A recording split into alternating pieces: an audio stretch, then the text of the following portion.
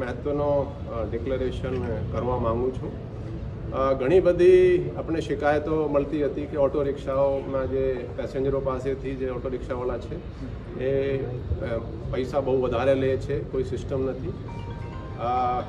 1 જનવરીથી જે ઓટો રિક્ષામાં જો મીટર નહીં લગાડવામાં કોઈ ઓટો રિક્ષાવાળા જે મળશે તો એના ઉપર પોલીસ ફાઇન કરશે અને બીજા ફાઇન પછી એના પરમિટ ભંગનો એ કેસ કરવામાં, પરમિટનો કેન્સલ થશે અને પછી ડિટેન કરવામાં આવશે.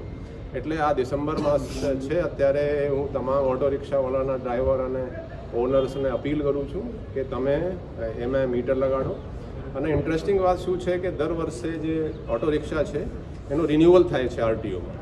જ્યારે રિન્યુઅલ થાય ત્યારે એમાં મીટર લગાડીને જાય છે. મીટર લગાડીને જાય ત્યાં એનો પાસ થાય. એટલે ટૂંકમાં આ છે કે તમામ ઓટો રિક્ષાવાળા પાસે એનો મીટર છે પણ એ ઘરે રાખે છે, એનો ઉપયોગ કરતા નથી. એટલે આપણે આ ડિસિઝન લીધું છે કે 1 જનવરીથી એનો એન્ફોર્સમેન્ટ કરવાના છે.